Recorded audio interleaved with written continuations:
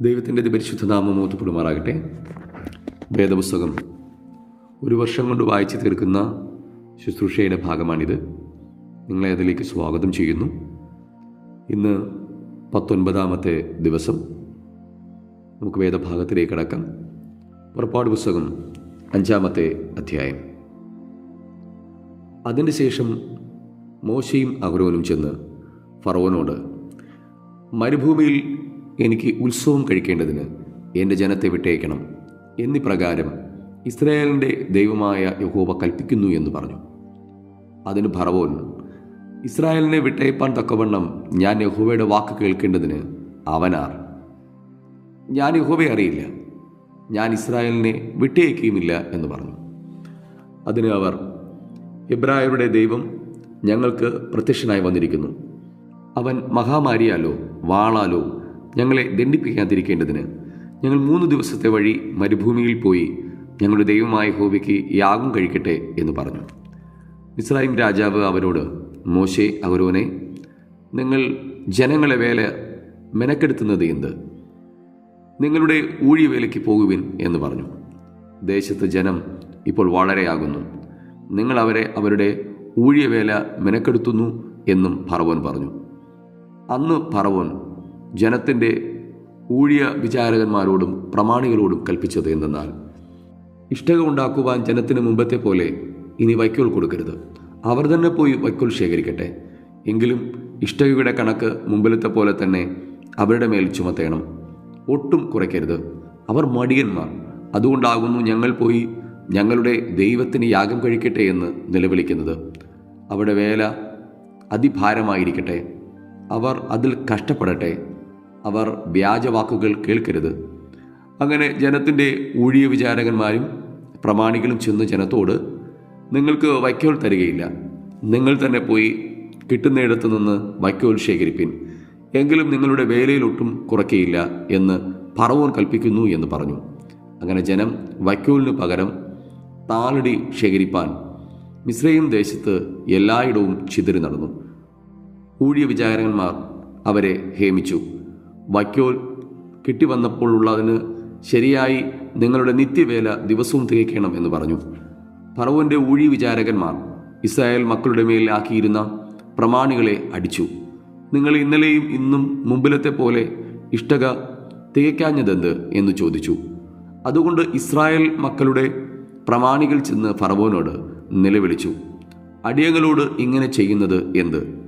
അടിയങ്ങൾക്ക് വൈക്കോൽ തരാതെ ഇഷ്ടക ഉണ്ടാക്കുവിൻ എന്ന് അവർ പറയുന്നു. അടിയങ്ങളെ തല്ലുന്നു. അത് നിന്റെ ജനത്തിന് പാപമാകുന്നു എന്ന് പറഞ്ഞു. അതിന് അവൻ, മടിയന്മാരാകുന്നു നിങ്ങൾ, മടിയന്മാർ.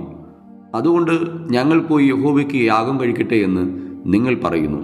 പോയി വേല ചെയ്യുവിൻ, വൈക്കോൽ തരികയില്ല. ഇഷ്ടക കണക്കുപോലെ ഏൽപ്പിക്കണം താനും എന്ന് കൽപ്പിച്ചു. ദിവസം തോറുമുള്ള ഇഷ്ടക കണക്കിൽ ഒന്നും കുറയ്ക്കരുത് എന്നും കൽപ്പിച്ചപ്പോൾ തങ്ങൾ വിഷമത്തിലായി എന്ന് ഇസ്രായേൽ മക്കളുടെ പ്രമാണികൾ കണ്ടു. അവർ ഫറവോനെ വിട്ട് പുറപ്പെടുമ്പോൾ മോശയും അഹരോനും വഴിയിൽ നിൽക്കുന്നത് കണ്ടു. അവരോട്, നിങ്ങൾ ഫറവോന്റെയും അവൻ്റെ ഭൃത്യന്മാരുടെയും മുമ്പാകെ ഞങ്ങളെ നാറ്റി.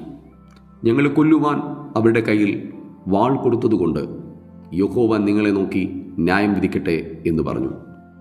അപ്പോൾ മോശെ യഹോവയുടെ അടുക്കൽ ചെന്ന്, കർത്താവേ, നീ ഈ ജനത്തിന് ദോഷം വരുത്തിയതെന്ത്? നീ എന്നെ അയച്ചത് എന്തിന്? ഞാൻ നിന്റെ നാമത്തിൽ സംസാരിപ്പാൻ ഫറവോന്റെ അടുക്കൽ ചെന്നതു മുതൽ അവൻ ഈ ജനത്തോട് ദോഷം ചെയ്തിരിക്കുന്നു. നിന്റെ ജനത്തെ നീ വിടുവിച്ചതുമില്ല എന്ന് പറഞ്ഞു. പുറപ്പാട് പുസ്തകം 6-ാമത്തെ അധ്യായം.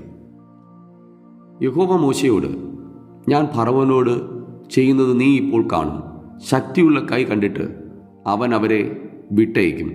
ശക്തിയുള്ള കൈ കണ്ടിട്ട് അവരെ തൻ്റെ ദേശത്തു നിന്ന് ഓടിച്ചു കളയും എന്ന് അരുളി ചെയ്തു. ദൈവം പിന്നെയും മോശയോട് അരുളി ചെയ്തതെന്നാൽ, ഞാൻ യഹോവയാകുന്നു. ഞാൻ അബ്രഹാമിനും ഇസഹാക്കിനും യാക്കോബിനും സർവശക്തിയുള്ള ദൈവമായിട്ട് പ്രത്യക്ഷനായി. എന്നാൽ യഹോവ എന്ന നാമത്തിൽ ഞാൻ അവർക്ക് വെളിപ്പെട്ടിട്ടില്ല. അവർ പരദേശികളായി പാർത്ത കനാൻ ദേശം അവർക്ക് കൊടുക്കുമെന്ന് ഞാൻ അവരോട് ഒരു നിയമം ചെയ്തിരിക്കുന്നു. മിസ്രയീമ്യർ അടിമകളാക്കിയിരുന്ന ഇസ്രായേൽ മക്കളുടെ ഞരക്കം ഞാൻ കേട്ട് എൻ്റെ നിയമം ഓർത്തുമിരിക്കുന്നു. അതുകൊണ്ട് നീ ഇസ്രായേൽ മക്കളോട് പറയേണ്ടതെന്നാൽ, ഞാൻ യഹോവയാകുന്നു. ഞാൻ നിങ്ങളെ മിസ്രയീമ്യരുടെ ഊഴിയവേലയിൽ നിന്ന് ഉദ്ധരിച്ച് അവരുടെ അടിമയിൽ നിന്ന് നിങ്ങളെ വിടുവിക്കും. നീട്ടിയിരിക്കുന്ന ഭുജം കൊണ്ടും മഹാശിക്ഷാവിധികൾ കൊണ്ടും നിങ്ങളെ വീണ്ടെടുക്കും. ഞാൻ നിങ്ങളെ എനിക്ക് ജനമാക്കിക്കൊള്ളുകയും ഞാൻ നിങ്ങൾക്ക് ദൈവമായിരിക്കുകയും ചെയ്യും. മിസ്രയീമ്യരുടെ ഊഴിയവേലയിൽ നിന്ന് നിങ്ങളെ ഉദ്ധരിക്കുന്ന നിങ്ങളുടെ ദൈവമായ യഹോവ ഞാനാകുന്നു എന്ന് നിങ്ങളറിയും. ഞാൻ അബ്രഹാമിനും ഇസഹാക്കിനും യാക്കോബിനും നൽകുമെന്ന് സത്യം ചെയ്ത ദേശത്തേക്ക് നിങ്ങളെ കൊണ്ടുപോയി അത് നിങ്ങൾക്ക് അവകാശമായി തരും. ഞാൻ യഹോവയാകുന്നു. മോശെ ഇങ്ങനെ തന്നെ ഇസ്രായേൽ മക്കളോട് പറഞ്ഞു. എന്നാൽ അവർ മനോവ്യസനം കൊണ്ടും കഠിനമായ അടിമവേല കൊണ്ടും മോശയുടെ വാക്ക് കേട്ടില്ല. യഹോവ പിന്നെയും മോശയോട് അരുളി ചെയ്തത്, നീ ചെന്ന് മിസ്രയീം രാജാവായ ഫറവോനോട് ഇസ്രായേൽ മക്കളെ തൻ്റെ ദേശത്തുനിന്ന് വിട്ടയപ്പാൻ പറക എന്ന് കൽപ്പിച്ചു. അതിന് മോശെ, ഇസ്രായേൽ മക്കൾ എൻ്റെ വാക്ക് കേട്ടില്ല, പിന്നെ ഫറവോൻ എങ്ങനെ കേൾക്കും? ഞാൻ വാഗ്വൈഭവമുള്ളവനല്ലോ എന്ന് യഹോവയുടെ സന്നിധിയിൽ പറഞ്ഞു.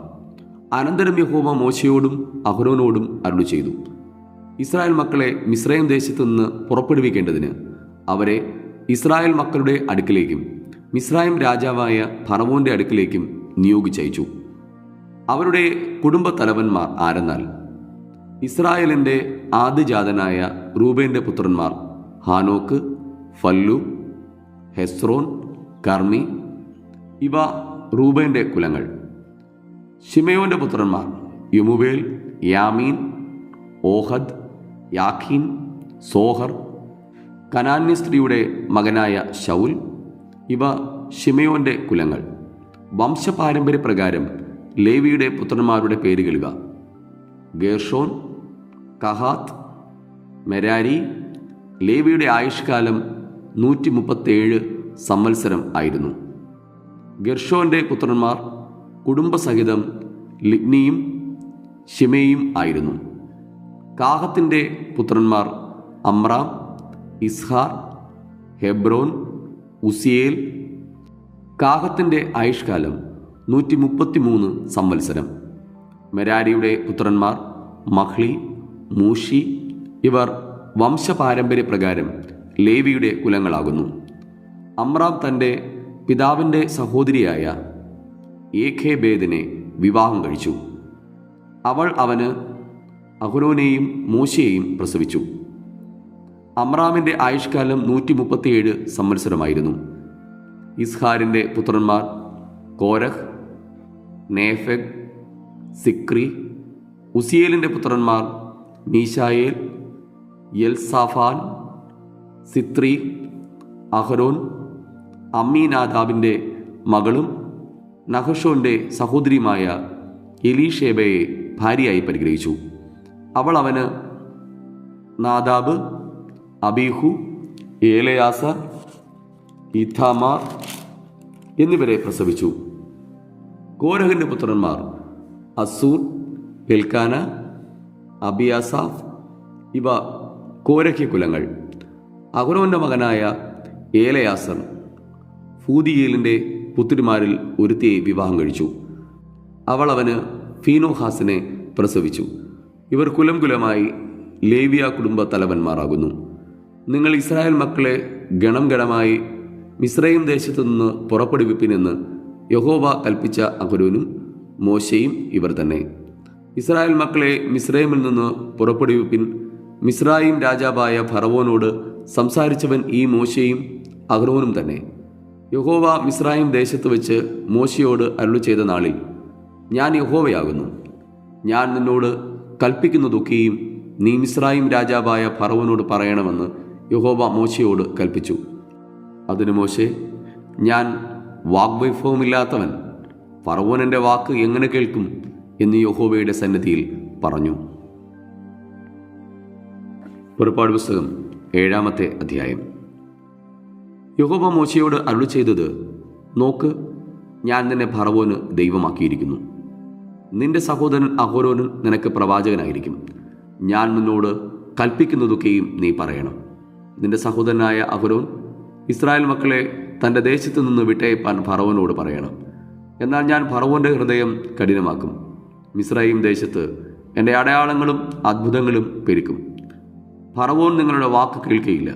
ഞാൻ മിസ്രയീമിന്മേൽ എൻ്റെ കൈവച്ച് വലിയ ശിക്ഷാവിധികളാൽ എൻ്റെ ഗണങ്ങളെ, എൻ്റെ ജനമായ ഇസ്രായേൽ മക്കളെ തന്നെ മിസ്രയീം ദേശത്തു നിന്ന് പുറപ്പെടുവിക്കും. അങ്ങനെ ഞാൻ എൻ്റെ കൈ മിസ്രയീമിന്മേൽ നീട്ടി ഇസ്രായേൽ മക്കളെ അവരുടെ ഇടയിൽ നിന്ന് പുറപ്പെടുവിക്കുമ്പോൾ ഞാൻ യഹോവ എന്ന് മിസ്രയീമ്യർ അറിയും. മോശയും അഹരോനും യഹോവ തങ്ങളോട് കൽപ്പിച്ചതുപോലെ ചെയ്തു. അവർ അങ്ങനെ തന്നെ ചെയ്തു.